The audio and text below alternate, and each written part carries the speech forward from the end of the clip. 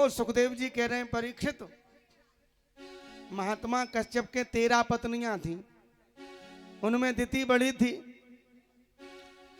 और सब पत्नी पुत्रवती थी।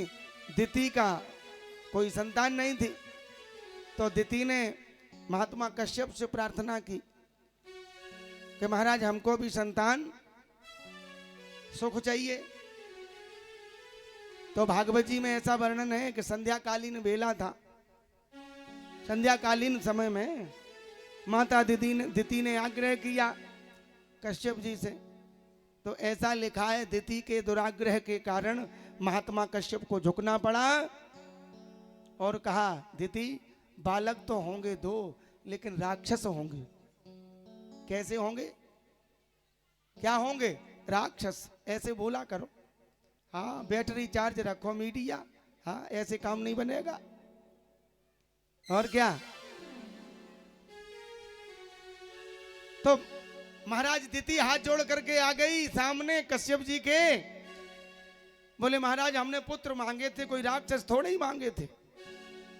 तो महात्मा कश्यप ने कहा, संध्याकालीन बेला था, ये कोई पुत्र सुख के काम सुख के लिए था। भोले बाबा के भूतगण है, सब गण विचरण करते, छाया पड़ गई। राक्षस प्रवृत्ति के होंगे तो होंगे। तब दिति ने प्रार्थना की तो महाराज महात्मा कश्यप ने कह दिया, बोले राक्षस तो होंगे लेकिन इन तुम्हारे पुत्रों को ना मारने के लिए भगवान को आना पड़ेगा। विचार करो। सो दिति माता ने कहा, बोले फिर तो ठीक है स्वामी जी, हमारे पुत्रों के लिए भगवान आएगा तो इससे बड़ी बात क्या है। तो सज्जनों, दिति के गर्भ में जो बालक पल रहे हैं ये कौन है? ये यहां समझने की बात है। एतौ पार्षदो मह्यम जयो विजय एवच।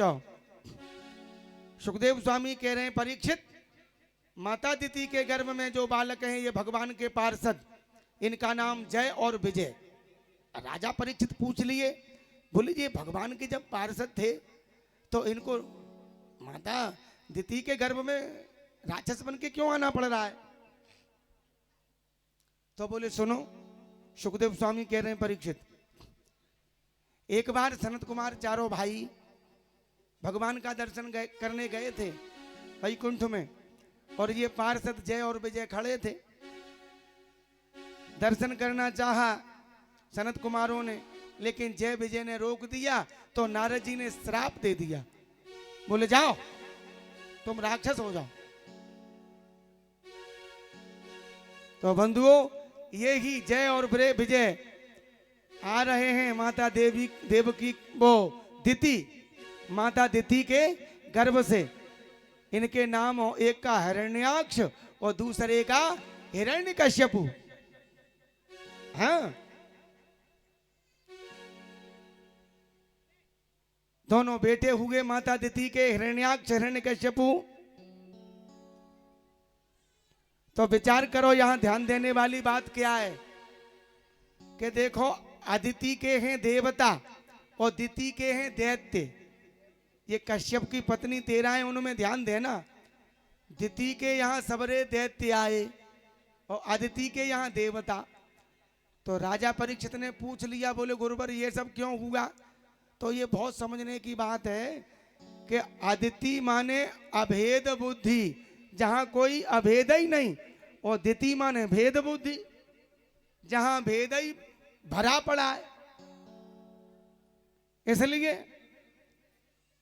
तो महाराज ये दोनों माता अदिति के गर्भ से बालकों का जन्म हुआ। एक का नाम हिरण्याक्ष, दूसरे का हिरण्यकश्यपु। विचार करो। तो हिरण्यकश्यप 2 बालक। अच्छा, ऐसा सोई वर्णन है कि प्राचीन पद्धति ऐसी थी कि आजकल तो एरोप्लेन चल रहे हैं, हेलीकॉप्टर, पहले लोग वैसे ही उड़ा करते थे। सो हिरण्याक्ष थोड़ा सा बड़ा तो वो उड़ने लगा आकाश में, बलशाली तो राक्षस होते ही है। उड़ रहा था और उधर से आ रहे थे नारद जी, बीच में मिल गए। सो हिरण्याक्ष बोला, ओ बाबा नारद, तुम केवल खाली पीली बीणा बजाते हो कि कुछ लड़ना भी जानते हो? लड़ना आता है? सो नारद जी बोले बोले साहब हिरण्याक्ष भैया मोह को लड़बो ना आवे, बस हम तो बीणा बजाएं और नारायण नारायण नारायण बस भगवान नाम गाएं, इसके अलावा कुछ नहीं आता। हाँ, सो नारद जी बोले एक बात जरूर है, हम तुम्हें बता दें योद्धा तो चलेगा? सो हिरण्याक्ष बोला तो बोले योद्धा ही बताओ, हम उसी को जाकर के देखते हैं, क्योंकि हमारी बाजुओं में खुजली है चल रही है। तो बोले चिंता मत करो। यहां ध्यान देने वाली बात, पृथ्वी जलमग्न है, ब्रह्मा जी के मन में आया सृष्टि करूं, चिंतन कर रहे थे। सुखदेव स्वामी कह रहे हैं राजन परीक्षित सावधान। तो ब्रह्मा जी बैठे थे ध्यान में और ब्रह्मा जी को जोर से आई छींक। क्या आई? छींक। और छींक से छोटा सा सूकर का बच्चा पैदा हो गया और देखते देखते पर्वताकार रूप में परिणित हो गया। बोलिए वराह भगवान की जय। और सीधे वराह भगवान चले गए समुद्र में पृथ्वी लेने के लिए, क्योंकि सृष्टि होना है। और यही समझने वाली बात नारद जी ने कह दिया हिरण्याक्ष को, क्या बोले चले जाओ समुद्र के किनारे एक वराह पृथ्वी को अपनी दाढ़ों पे रख के ले जा रहा होगा और बस उसको छेड़ देना। सो हिरण्याक्ष ने कहा, दूर से ही देखा और देख करके बोला ए हो बन गोचरा। तो भगवान बोले अरे भैया हिरण्याक्ष तेने खूब पहचानो, मैं तो बन को ही गोचर हूं, लेकिन तेरे जैसे ग्राम सिंहों से मैं नहीं डरता। और इतना कहा, इतने में तो महाराज हिरण्याक्ष ने मेरे वराह भगवान को छेड़ा तो मेरे प्रभु ने पृथ्वी को यथास्थान किया और वराह भगवान का और हिरण्याक्ष का दोनों का सज्जनों युद्ध हुआ और मेरे प्रभु ने वराह भगवान ने हिरण्याक्ष का उद्धार कर दिया। बोलिए वराह भगवान की जय।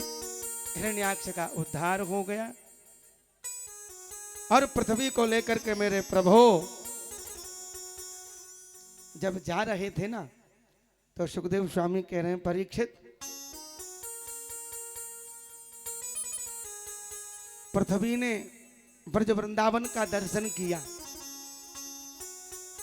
तो महाराज पृथ्वी बोली प्रभु से, बोले जे बताओ मैं तो समुद्र में चली गई, फिर ये वृंदावन में हरियाली कैसी है? ये हरा भरा वन कैसा है वृंदावन का है? यहाँ तुलसी का वन है। तो मेरे प्रभु ने कहा वराह भगवान ने, अरे पृथ्वी सारी दुनिया का प्रलय होता है लेकिन श्रीधाम वृंदावन का प्रलय नहीं होता। और इसीलिए तो महाराज संतों ने मीरा जी से पूछा, बोले मीरा जी तुमने तो दुनिया घूमी है और तुम तो हमें ये बताओ तुम्हें कहाँ अच्छा लगता है? तो मीरा ने कह दिया मीरा के मुख से कि आली मुए लागे वृंदा